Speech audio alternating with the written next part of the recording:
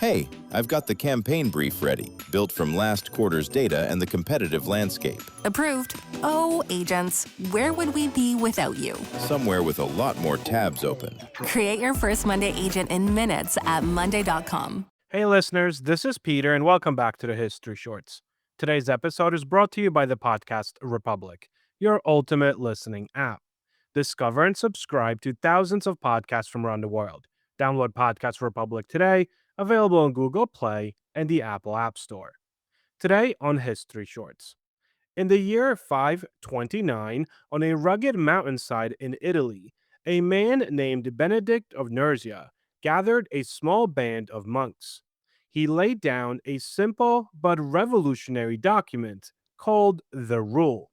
Among its instructions for prayer, labor, and humility was a very strict schedule. It divided the day into precise hours: matins at midnight, lauds at dawn, prime, terce, sext, none, vespers, and compliance. 8 canonical hours marked by the ringing of bells. No one at the time could have imagined it, but those bells would echo far beyond the monastery walls. They would discipline an entire civilization's sense of time, and centuries later give the modern world its most familiar rhythm, the 9 to 5 workday. Our history brief today returns to history is weird and why pineapples were once worth more than gold.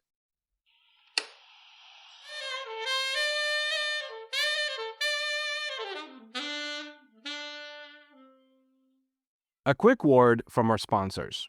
You know what's wild? Most people are still overpaying for car insurance just because it's a pain to switch. That's why there's Jerry. Jerry's the only app that compares rates from over 50 insurers in minutes and helps you switch fast with no spam calls or hidden fees. Drivers who save with Jerry could save over $1,300 a year. Before you renew your car insurance policy, do yourself a favor. Download the Jerry app or head to jerry.ai/Libsyn. That's JERRY.ai/LIBSYN. This day in history. On August 2nd, 1776, members of the Continental Congress began signing the Declaration of Independence, putting their names to one of the boldest political documents in history and risking their lives in the process. On August 2nd, 1990, Iraqi forces under Saddam Hussein invaded Kuwait, triggering the Gulf War and prompting an international coalition to respond under the authority of the United Nations. Story of the day. Before the monasteries, time was fluid and natural. Farmers rose with the sun and stopped when it set. Seasons dictated life more than clocks. The Romans had sundials and water clocks, but these were imprecise, elite tools. Most people lived by the rhythms of light and labor, not by rigid hours. Christian monasteries changed that. Early monks sought to sanctify every moment through prayer. The Desert Fathers in Egypt prayed at intervals throughout the night and day, but it was Benedict's rule that standardized and spread the system across Europe. The rule required monks to gather for communal prayer at 8 fixed times. These hours were not equal like modern clock hours. They shifted with the seasons as daylight lengthened and shortened. Yet they imposed order. Bells called the community from sleep, from fields, from scriptoria. Work and rest were slotted around prayer. Idleness was the enemy of the soul. Ora et labora, pray and work. Monasteries became the most disciplined, productive institutions of the early Middle Ages. They ran farms, copied manuscripts, brewed beer, and cared for the sick, all on a timetable. As Benedictine monasteries multiplied, eventually numbering in the thousands, their timekeeping spread. Church bells rang out across villages. Lay people heard the call to prayer and began structuring their own days around similar rhythms. The monastic hours influenced the medieval church calendar and daily life for everyone from peasants to nobles. By the 13th and 14th centuries, mechanical clocks appeared in European towns, often installed in church towers. These public clocks were descendants of monastic timekeeping. They struck the hours, helping coordinate markets, courts, and labor. What began as a tool for spiritual discipline had become a tool for secular order. The real bridge to modernity came later, with the rise of factories and industrial capitalism. In the 18th and 19th centuries, factory owners needed a reliable workforce. People who showed up at the same time, worked set shifts, and produced consistently. They turned to the clock, the same principle that monks had already perfected. The monastery schedule, adopted and secularized, provided the template: fixed start and end times, breaks at regular intervals, a clear separation between work hours and personal time.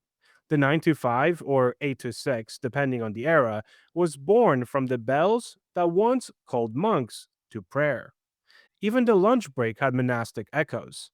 The hour of none, around 3 p.m., in some reckonings, but shifting, influenced the midday pause.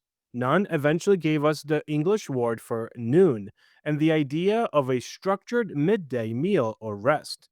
The Industrial Revolution added the punch clock and time cards, but the underlying philosophy remained: time as a disciplined, measurable resource to be allocated for productivity. It traces straight back to the rule of Saint Benedict. There's the beautiful irony here. Benedict never intended to invent the modern office schedule, obviously. His rule was about balance: prayer, work, study, and the rest in service to God. Monks rose early, worked with their hands, read, and then retired early. It was sustainable and humane for its time. Yet that same emphasis on regularity and communal rhythm proved incredibly powerful. Monasteries preserved and advanced knowledge through the chaos of the early Middle Ages, precisely because of their structured days. Later, societies borrowed that structure, stripped away much of the spiritual purpose, obviously, and then applied it to secular labor. Today, we complain about the 9 to 5 grind, the alarm clock, the endless meetings, but those frustrations exist within a framework invented by men who believed every hour should serve a higher purpose. The flexibility of remote work and gig economies is, in some ways, a rebellion against that inherited monastic precision. The History Brief. Walk into any grocery store today and you can buy a pineapple for a few dollars. Slice it up, put it on pizza if you're feeling controversial, not my thing, or throw it into a smoothie. That's more so my thing. It's one of the most ordinary fruits in the produce aisle.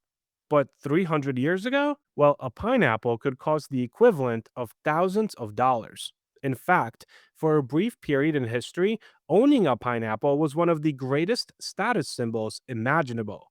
So, why? Well, the answer starts with geography. Pineapples are native to South America and the Caribbean. When European explorers first encountered them in the late 1400s, they were quite amazed.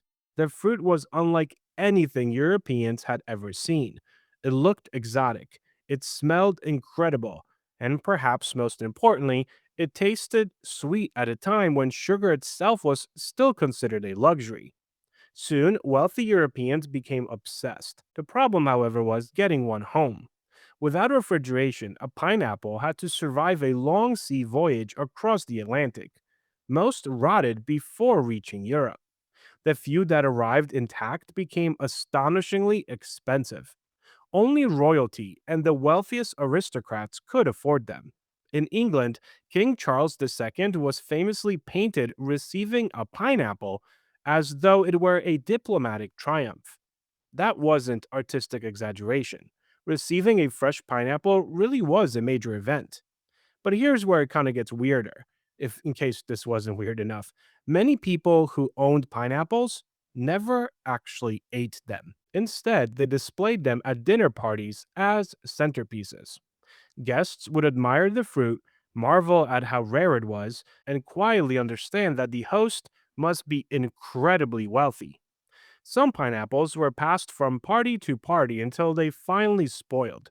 Others became so valuable that they were rented. Yes, you could actually rent a pineapple. If you wanted to impress your guests but couldn't afford to buy one, merchants would let you borrow a pineapple for the evening. You'd place it proudly in the center of your table. Everyone would assume you were rich. Then you'd return the pineapple the next day. It might be history's first luxury subscription service. The pineapple's popularity even influenced architecture. Look around Britain today, and you'll still find stone pineapples carved into gates, rooftops, furniture, and garden walls. They became symbols of wealth, hospitality, and prestige.